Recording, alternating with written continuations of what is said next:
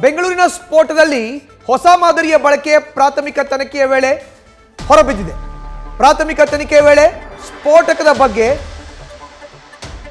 ಮಾಹಿತಿ ಹೊರಬಿದ್ದಿದೆ. ಬೆಂಗಳೂರಿನ ಸ್ಫೋಟದಲ್ಲಿ ಹೊಸ ಮಾದರಿಯನ್ನ ಬಳಕೆ ಮಾಡಿರಬಹುದು. ಪ್ರಾಥಮಿಕ ತನಿಖೆಯ ವೇಳೆ ಸ್ಫೋಟಕ ಮಾಹಿತಿ ಬಹಿರಂಗವಾಗಿದೆ. ಸ್ಫೋಟಕಕ್ಕೆ ಹೊಸ ಮಾದರಿಯನ್ನ ಬಳಸಿದ್ದಾರೆ ಶಂಕಿತ ಉಗ್ರರು. ಪ್ಲಾಸ್ಟಿಕ್ ಮತ್ತು ಬ್ಯಾಗ್ನಲ್ಲಿ ಟೈಮರ್ನ ಅಳವಡಿಸಿ ಬಾಂಬನ್ನ ಬ್ಲಾಸ್ಟ್ ಮಾಡಲಾಗಿದೆ. ಹಿಂದೆ ಕುಕ್ಕರ್, ಟಿಫನ್ ಬಾಕ್ಸ್ ಬಳಸಿ ಟೈಮರ್ನ ಬಾಂಬ್ ಬಳಕೆ ಮಾಡಲಾಗಿತ್ತು. ಬಟ್ ಈಗ ಹೊಸ ಮಾದರಿಯ ಬಾಂಬ್ ಬ್ಲಾಸ್ಟ್ ಮಾಡಲಾಗಿದೆ.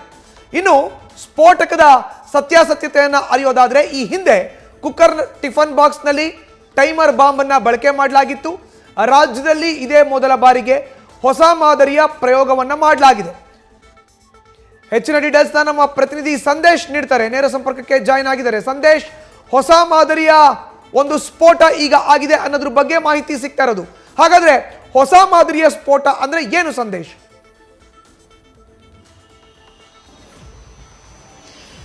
ಮಧುಸೂದನ್, ಪ್ರಮುಖವಾಗಿ ಈ ಒಂದು ಪ್ರಕರಣವನ್ನ ತನಿಖೆ ನಡೆಸಿದಂತ ಅಥವಾ ಪರಿಶೀಲನೆ ನಡೆಸಿದಂತ ಪೊಲೀಸರಿಗೆ ಸಾಕಷ್ಟು ಮಾಹಿತಿಗಳು ಕೂಡ ಈಗಾಗಲೇ ಲಭ್ಯವಾಗಿದೆ. ಅದರಲ್ಲೂ ಕೂಡ ಈಗಾಗಲೇ ತಮಿಳುನಾಡಿನಿಂದಲೂ ಕೂಡ ಬಾಂಬ್ ಡಿಸ್ಪೋಸಲ್ ಸ್ಕ್ವಾಡ್ ಕೂಡ ಬಂದಿದೆ. ಜೊತೆಗೆ ತೆಲಂಗಾಣದಿಂದ ಕೂಡ ಈಗಾಗಲೇ ಸಾಕಷ್ಟು ಟೀಮ್ಗಳು ಕೂಡ ಈಗಾಗಲೇ ಬಂದಿರೋದ್ರಿಂದ ಆ ಟೀಮ್ಗಳು ಕೂಡ ಈಗಾಗಲೇ ವೆರಿಫೈ ಮಾಡ್ತಾ ಇದ್ದಾವೆ. ಇವತ್ತು ಕೂಡ ತಮಿಳುನಾಡಿನ ಕ್ಯೂ ಟೀಮ್ ಬಂದಿತ್ತು. ಕ್ಯೂ ಟೀಮ್ ಬಂದಂತ ಸಂದರ್ಭದಲ್ಲಿ ಅವರು ಕಂಪ್ಲೀಟ್ ಆದ ಪರಿಶೀಲನೆ ಮಾಡಿದಂತ ಸಂದರ್ಭದಲ್ಲಿ ಇಲ್ಲಿ ಹೊಸ ಮಾದರಿಯ ಬಾಂಬ್ ಅನ್ನ ಪ್ರಯೋಗ ಮಾಡಿದ್ದಾರೆ ಅನ್ನೋದು ಕ್ಲಿಯರ್ ಕಟ್ ಆಗಿ ಗೊತ್ತಾಗ್ತಾ ಇದೆ. ಯಾಕಂದ್ರೆ ಈ ಹಿಂದೆ ಎಲ್ಲ ಕಂಟೈನರ್ ಗಳನ್ನ ಬಳಸ್ತಾ ಇದ್ರು. ಅದು ಟಿಫನ್ ಬಾಕ್ಸ್ ಆಗಿರ್ಬೋದು ಅಥವಾ ಕುಕ್ಕರ್ ಆಗಿರ್ಬೋದು. ಆ ಕಂಟೈನರ್ ಏನಿರ್ತವೆ, ಆ ಕಂಟೈನರ್ ನಲ್ಲಿ ಬಾಂಬ್ ಬಿಟ್ಟು ಅದನ್ನ ಎಕ್ಸ್ಪ್ಲೋಡ್ ಮಾಡುವಂತ ಕೆಲಸವನ್ನ ಮಾಡ್ತಾ ಇದ್ರು. ಆದ್ರೆ ಈ ಬಾರಿ ಈ ರಾಮೇಶ್ವರಂ ಕೆಫೆಯ ಬಾಂಬ್ ಬ್ಲಾಸ್ಟ್ ಏನಿದೆ, ಇದು ಹೊಸ ಮಾದರಿಯ ಬಾಂಬ್ ಬ್ಲಾಸ್ಟ್ ಅನ್ನೋ ಮಾಹಿತಿ ಲಭ್ಯವಾಗ್ತಾ ಇದೆ. ಯಾಕಂದ್ರೆ ಈ ಬಾರಿ ಬ್ಯಾಗ್ಗೆ ಟೈಮರ್ ಅನ್ನ ಅಳವಡಿಸಿದ್ದಾರೆ. ಜೊತೆಗೆ ಪ್ಲಾಸ್ಟಿಕ್ ಅನ್ನ ಕೂಡ ಒಳಗಡೆ ಹಾಕಿದ್ದಾರೆ.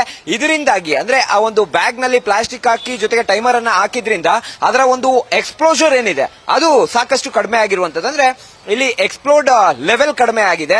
ಅದೇ ಕುಕ್ಕರ್ ಆಗಿರ್ಬೋದು ಅಥವಾ ಟಿಫನ್ ಬಾಕ್ಸ್ ಆಗಿರ್ಬೋದು, ಅದೇ ಯಾವುದೇ ರೀತಿಯ ಕಂಟೈನರ್ ಗಳಾಗಿರ್ಬೋದು, ಕಂಟೈನರ್ ಗಳಲ್ಲಿ ಬಾಂಬ್ ಅನ್ನ ಇಟ್ಟು, ಅದು ಐಇಡಿ ಬಾಂಬ್ ಗಳನ್ನ ಇಟ್ಟು ಬ್ಲಾಸ್ಟ್ ಮಾಡಿದ್ರೆ ಅದರ ತೀವ್ರತೆ ಜಾಸ್ತಿ ಆಗಿರುತ್ತೆ. ಆದ್ರೆ ಇಲ್ಲಿ ತೀವ್ರತೆ ಸಾಕಷ್ಟು ಕಡಿಮೆ ಆಗಿರೋದ್ರಿಂದ ಈಗ ಪ್ರಾಥಮಿಕ ಹಂತದ ಒಂದು ಪರಿಶೀಲನೆ ಸಂದರ್ಭದಲ್ಲಿ ಈಗ ಗೊತ್ತಾಗಿರುವಂತಹ ಮಾಹಿತಿ ಅಂದ್ರೆ ಕೌಂಟರ್ ಇಂಟೆಲಿಜೆನ್ಸ್ ಟೀಮ್ ಆಗಿರ್ಬೋದು, ತೆಲಂಗಾಣದ ಕೌಂಟರ್ ಇಂಟೆಲಿಜೆನ್ಸ್ ಟೀಮ್ ಹಾಗೆ ತಮಿಳುನಾಡಿನ ಕ್ಯೂ ಟೀಮ್ ಏನಿದೆ, ಅವರು ವೆರಿಫೈ ಅನ್ನ ಮಾಡಿದಂತ ಸಂದರ್ಭದಲ್ಲಿ ಇಲ್ಲಿ ಯಾವುದೇ ರೀತಿಯ ಒಂದು ಹಳೆ ಪ್ರಯೋಗಗಳನ್ನ ಮಾಡಿಲ್ಲ. ಅದರ ಬದಲಿಗೆ ಹೊಸ ಪ್ರಯೋಗವನ್ನ ಮಾಡಿದ್ದಾರೆ ಅನ್ನೋ ಮಾಹಿತಿ ಲಭ್ಯವಾಗ್ತಾ ಇದೆ. ನ್ಯೂಸ್ ಫಸ್ಟ್, ನಿರ್ಭೀತಿಯಿಂದ ನಿಮ್ಮ ಪರವಾಗಿ.